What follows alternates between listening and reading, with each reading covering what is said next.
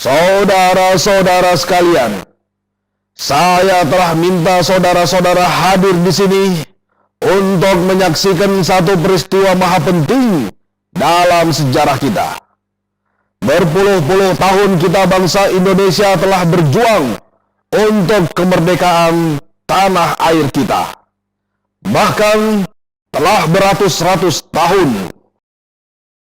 Gelombang aksi kita untuk mencapai kemerdekaan kita itu ada naiknya dan ada turunnya. Tetapi jiwa kita tetap menuju ke arah cita-cita. Juga di dalam zaman Jepang, usaha kita untuk mencapai kemerdekaan nasional tidak berhenti. Tahukah kamu, di bumi Indonesia terlahir seorang tokoh besar bernama Soekarno yang dikenal sebagai Bapak Proklamator. Beliau adalah salah satu penggerak utama perjuangan kemerdekaan menjadi presiden pertama Indonesia. Dengan keberanian dan semangat juangnya, Soekarno memimpin bangsa ini menuju kemerdekaan melalui proklamasi pada 17 Agustus 1945. Ide-idenya tentang persatuan, kebangsaan, dan Pancasila menjadi dasar negara kita hingga hari ini. Karena jasanya yang tak ternilai, nama Soekarno diabadikan dalam sejarah sebagai salah satu pemimpin terbesar yang pernah dimiliki Indonesia.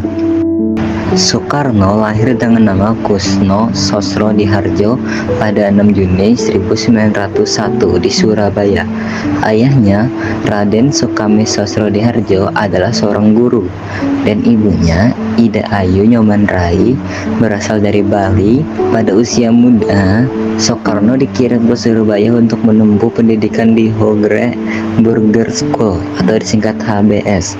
Di sana ia tinggal dengan Djokroaminoto, tokoh pergerakan nasional yang banyak mempengaruhi pemikiran Soekarno tentang nasionalisme. Setelah menyelesaikan HBS, Soekarno melanjutkan pendidikan di Teknis Hogeschool TE Bandung yang sekarang menjadi ITB dan meraih gelar insinyur pada 1926. Masa mudanya penuh dengan pengalaman yang membentuknya sebagai pemimpin nasionalis yang berpengaruh. Perjuangan Soekarno dalam memerdekakan Indonesia adalah perjalanan panjang yang penuh tantangan. Dimulai dari perjuangan melawan kolonialisme Belanda. Pada tahun 1927, Soekarno mendirikan Partai Nasional Indonesia atau PNI yang bertujuan mencapai kemerdekaan Indonesia melalui non-kooperasi dengan Belanda.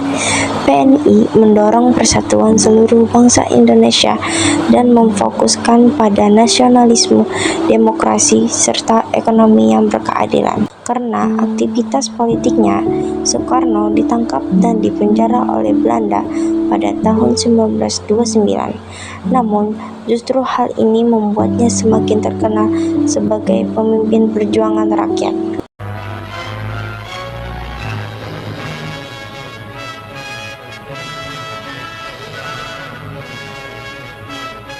De korte bespreking is afgelopen. President Sukarno, gekleed in zijn traditionele uniform, wordt door een Nederlands officier weer naar zijn paleis teruggebracht. De republikeinse leiders die in het paleis van ingenieur Sukarno in Jogja beperkte bewegingsvrijheid was opgelegd, worden per jeep afgehaald om naar het vliegveld Maguro te worden overgebracht, waarvan zij naar een bergoord buiten Java zullen worden vervoerd.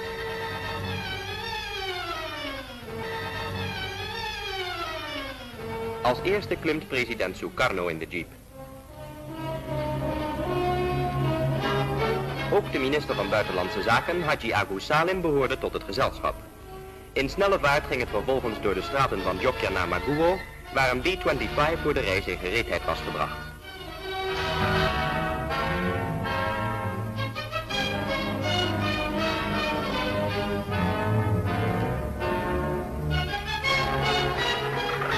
Hier ziet u Sultan Shahriar, een tot dusver onbekend republikeins leider, Mohammed Hatta, Haji Agus Salim en ingenieur Sukarno, kort voor hun vertrek met onbekende bestemming.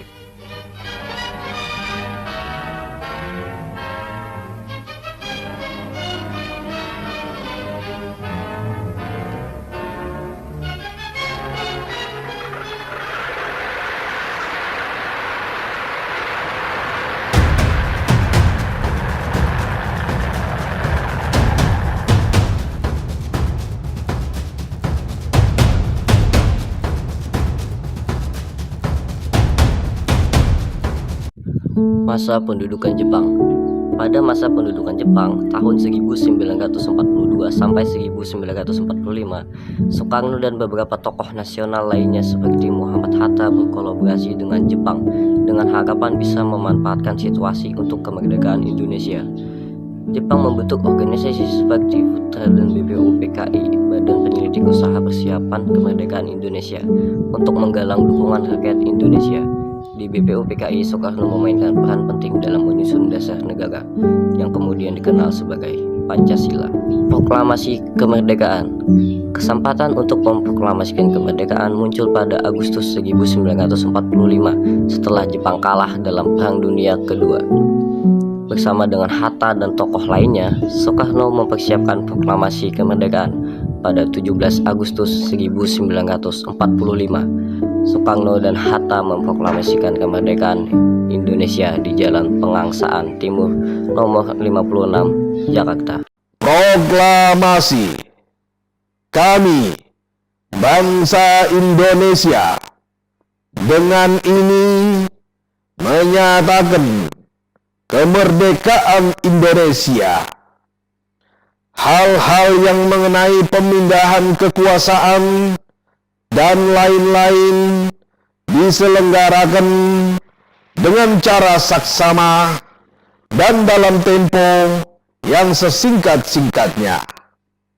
Jakarta, 17 Agustus 1945. Atas nama bangsa Indonesia, Soekarno, Hatta. Perjuangan setelah kemerdekaan. Setelah proklamasi, Soekarno diangkat sebagai presiden pertama Indonesia. Namun, perjuangan belum selesai karena Indonesia harus menghadapi agresi militer Belanda yang ingin merebut kembali kendali atas Indonesia. Soekarno berperan penting dalam diplomasi internasional untuk mendapatkan pengakuan kedaulatan Indonesia dari dunia, yang akhirnya dicapai melalui konferensi meja bundar pada tahun 1949. Sebagai presiden, Soekarno memimpin dengan gagasan besar tentang Nasakom, yaitu nasionalisme, agama, dan komunisme, untuk menyatukan bangsa yang plural. Meskipun kebijakan ini menuai kontroversi, ia juga memprakarsai gerakan non-blok, sebuah aliansi negara-negara tidak memihak blok barat maupun timur selama Perang Dingin. Akhir kekuasaan. Meskipun berpengaruh besar dalam memperjuangkan kemerdekaan, masa pemerintahan Soekarno akhirnya berakhir pada tahun 1967. Setelah peristiwa G30 SPKI dan krisis politik yang mengikutinya, ia digantikan oleh Soeharto yang memulai era Orde Baru.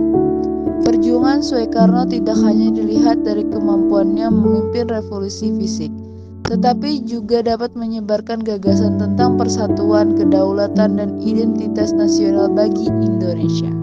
Karena kepemimpinannya yang luar biasa, Soekarno diangkat sebagai Presiden pertama Republik Indonesia. Memimpin bangsa ini menghadapi tantangan awal sebagai negara baru. Warisan perjuangan dan semangatnya tetap hidup, bahkan diabadikan dalam pecahan uang kertas 100.000 sebagai penghormatan atas jasa-jasanya dalam memperjuangkan dan membangun Indonesia. Sosok Soekarno selalu dikenang sebagai bapak bangsa yang tak pernah lelah membela tanah air dan rakyatnya.